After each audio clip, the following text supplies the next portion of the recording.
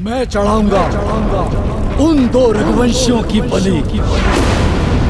मैं आभारी रहूंगा तुम्हारा, जो तुम मेरा ये कार्य करोगे।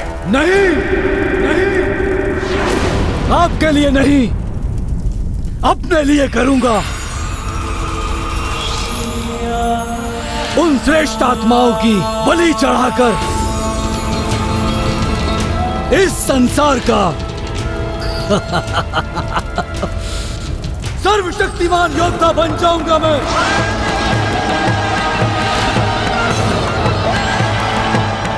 मेरी युक्ति सफल रही, तब पाताल से लेकर स्वर्ग तक एक छत्र राज होगा मेरा, इस महिरावण का। क्योंकि तब संपूर्ण संसार को अपने चरणों में नतमस्तक करने का सामर्थ्य होगा मुझ में, मात्र मुझ में। क्यों? ठीक कहा ना मेरे प्रिय पिताश्री? हाँ, पहले ये कार्य पूर्ण तो कर लो मेरे पुत्र। क्यों संदेह है मेरी मायावी शक्तियों पर मेरे प्रिय पिताश्री? तो ठीक है, अभी दिखाता हूं।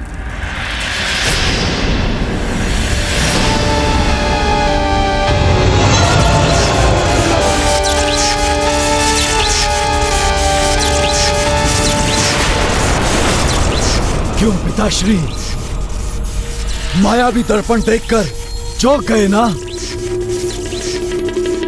ये तो तुच्छ सा उदाहरण है मेरी मायावी शक्ति का। इसके द्वारा आप देख सकते हो कि वो दो रघुवंशी वनवासी कहाँ हैं और क्या कर रहे हैं।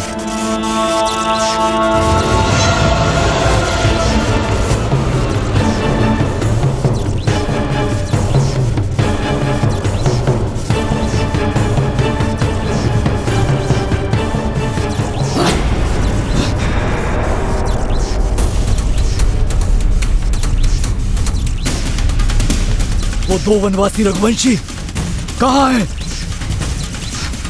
कहीं दिखाई नहीं दे रहे। ये वानर देख रहे हो मेरे पुत्र? ये बड़ा ही मायावी वानर है।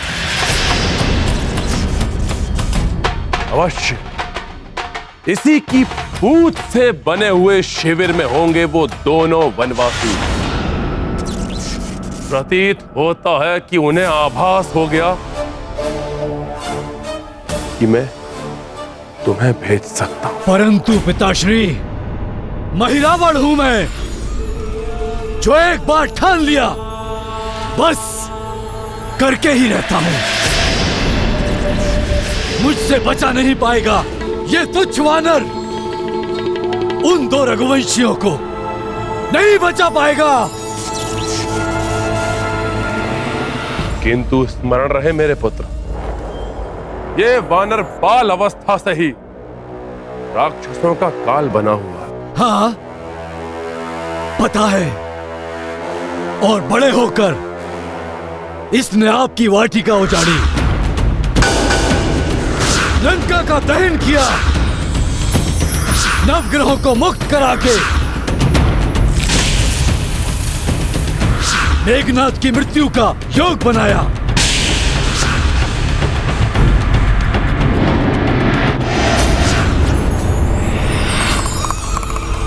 किंतु जिस महिरावण को धरती की घुटन भरी समाधि भी नहीं मार सकी, उसका क्या अहित करेगा ये तुच्छ वानर? पिताश्री, आप निश्चिंत होकर जाइए। प्रातः काल तक आपका ये महिरावण आपके शत्रुओं की बलि चढ़ा चुका होगा।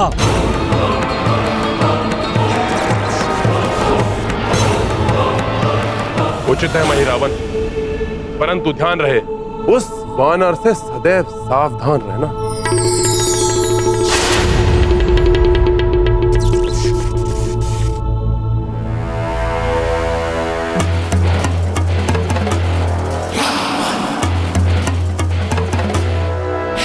वानर बहुत ही सजग एवं सतर्क दिख रहा है। ये वानर देखते हैं कितने सतर्क हो। पिपीलिका, पिपीलिका, मेरे समक्ष उपस्थित हो जाओ।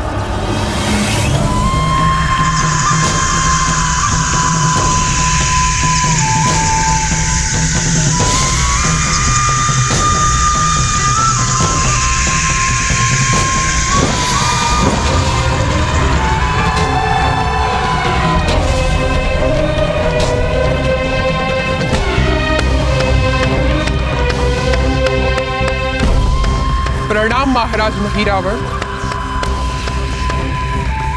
पिपलियों की रानी पिपलिका आपकी सेवा में उपस्थित है। आज्ञा दीजिए।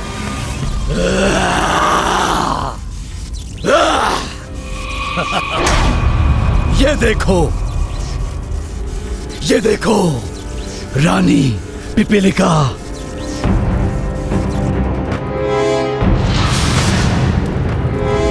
लंका की भूमि पर बना हुआ एक लांगुल शिविर।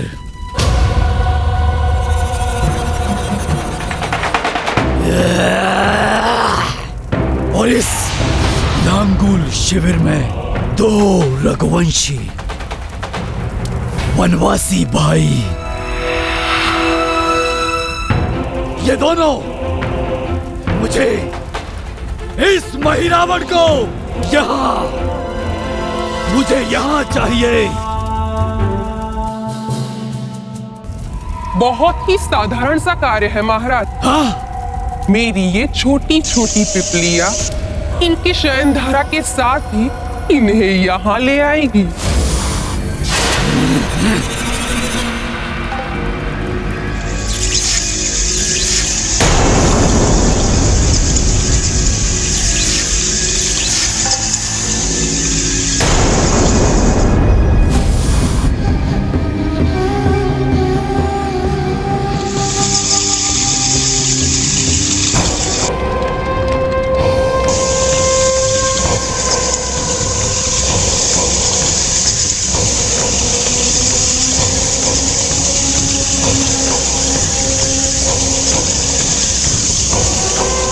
एक बार ये चींटियां इनको अपना जहरीला डंक मार दे, फिर मैं अपना काम करूंगा।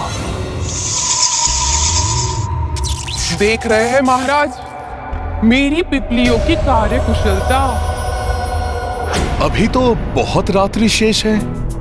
रात्रि व्यतीत करने के लिए कुछ तो करना ही होगा।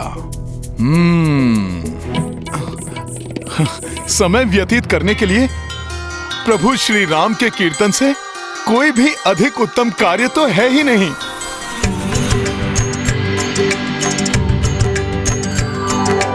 राम राम जय राजा राम, राम राम जय सीता राम। दशरथ नंदन राजा राम, असुर निकंदन सीता राम। राम राम जय राजा राम, रघुपति राघव राजा राम। राम राम जय राजा राम, राम राम जय सीता राम।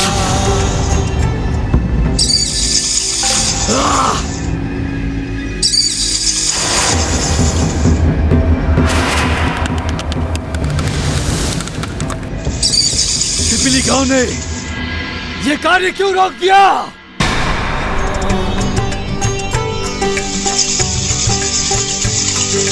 राम राम जय राजा राम, रघुपति राघव राजा राम। राम राम जय राजा राम, राम राम जय सीता राम। राम राम जय राजा राम, राम राम जय सीता राम। दशरथ नंदन राजा राम, असुर निकंदन सीता राम।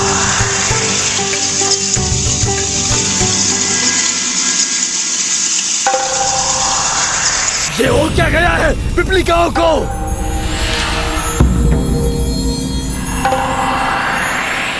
राम राम जय राजा राम, रघुपति राघव राजा राम। राम राम जय राजा राम, राम राम जय सीता राम।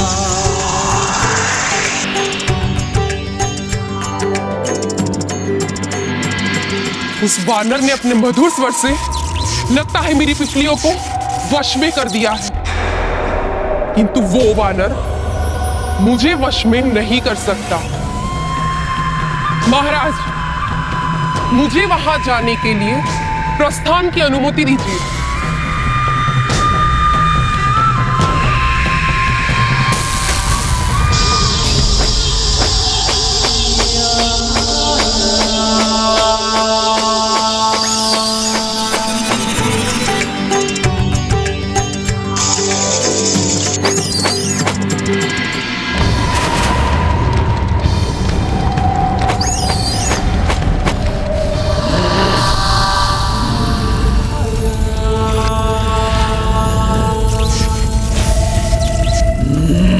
मेरी अंगार माया से ना तो ये भक्त बनी पिपलिकाएं बच पाएंगी और ना ये तुच्छ वानर।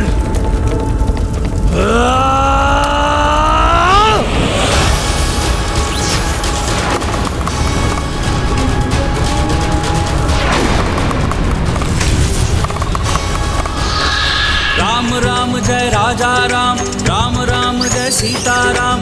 दशरथ नंदन राजा राम, असुर निकंदन सीताराम।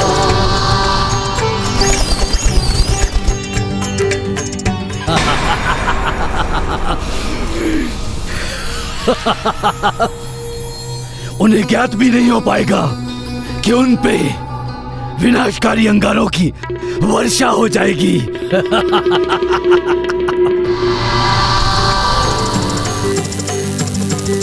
राम राम जय राजा राम, राम राम जय सीताराम। दशरथ नंदन राजा राम, असुर निकंदन सीताराम।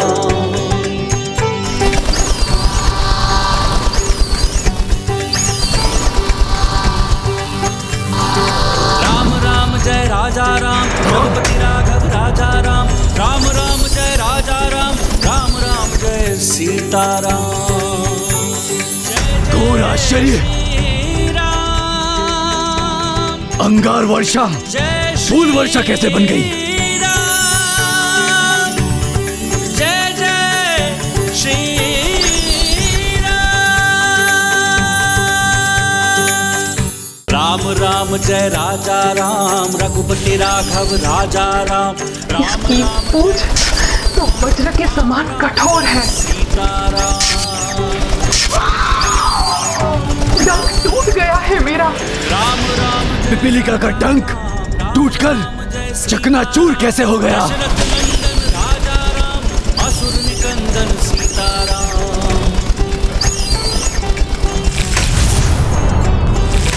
राम राम जय राजा राम, रघुपति राघव राजा। किंतु भजन में मग्न ये वानर, इसको तो आभास तक नहीं हुआ। ये सब कैसे हो गया? अवश्य इस वानर की त्वचा लोहे से भी कठोर है।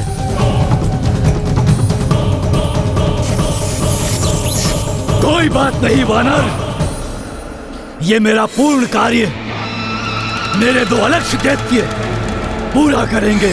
जय जय श्री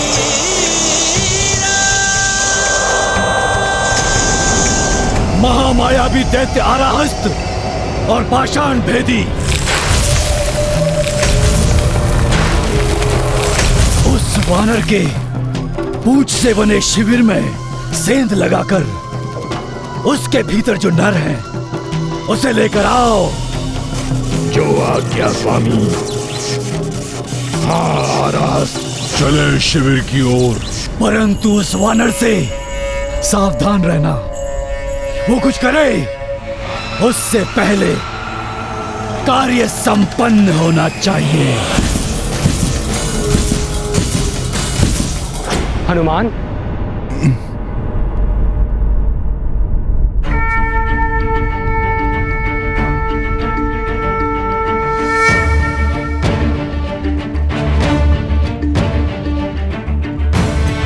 युद्ध की भीषणता के मध्य तुम्हारे इस मधुर भजन ने आनंद और स्फूर्ति से भर दिया है सबको।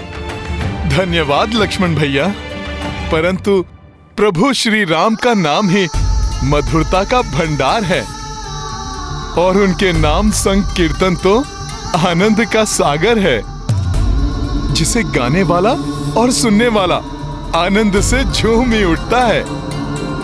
जय श्री राम।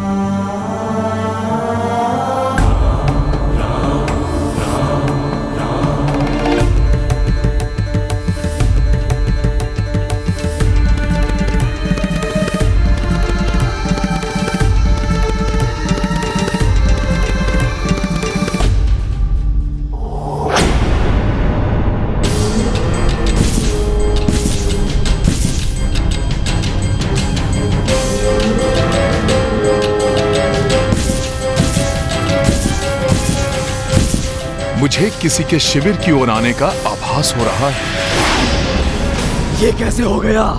मेरे दैत्य तो अलक्ष्य हैं, जिनकी उपस्थिति के बारे में किसी को ज्ञात तक नहीं होता। उनके आक्रमण से पूर्व उस वानर को उसका आभास कैसे हुआ?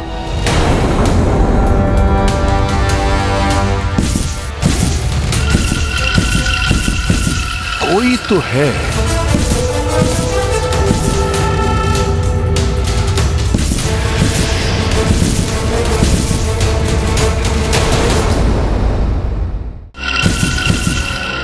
कोई तो है।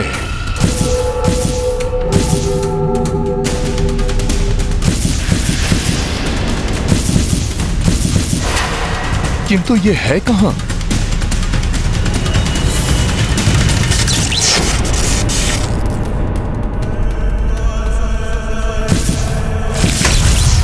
मुझे ऐसा क्यों आभास हुआ जैसे कि किसी ने सखा को स्पर्श किया हो?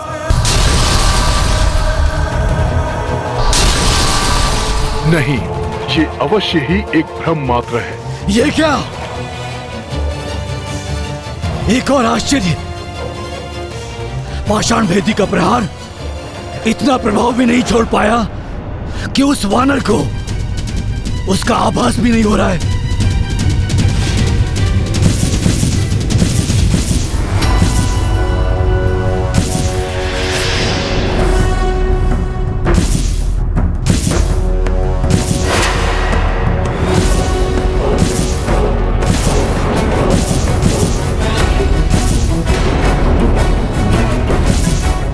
और ऊपर से ये मूर्ख आराहस्त उस वानर की पूंछ काटने के स्थान पर भयभीत होकर बिना प्रहार किए वापस लौट रहा है।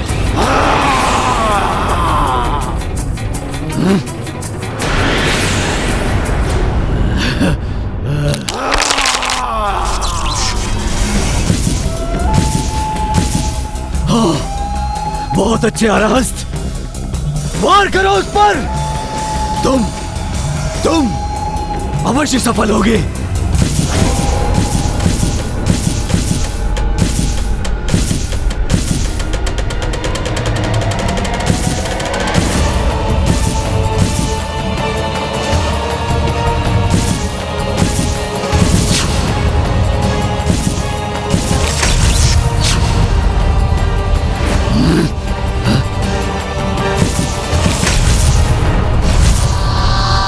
तो है।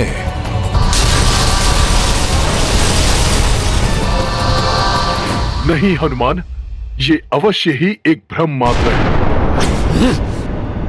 इस वानर की पूंछ क्या धातु की बनी है क्या, कि इतने भीषण प्रहारों के पश्चात भी इस पे कोई प्रभाव नहीं पड़ रहा? और ना ही इन प्रहारों से इससे किसी बात का आभास हो रहा है। पिता श्री लंकेश सत्य ही कह रहे थे, उस वानर से सावधान रहना। रात्रि का अंधकार और गहन होता जा रहा है। मुझे और अधिक सावधान रहना होगा।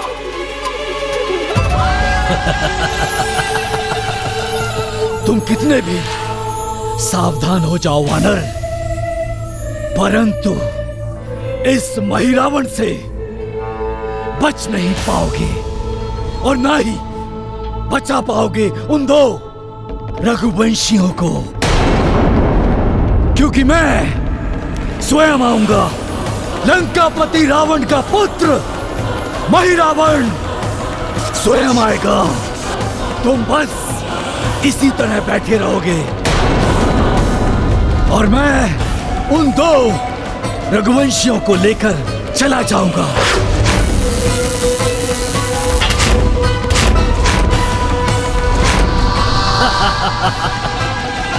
और जब तक तुम्हें ज्ञात होगा तब तक मैं महिरावण उन दो रघुवंशियों की बलि चढ़ा दूंगा, चढ़ा दूंगा।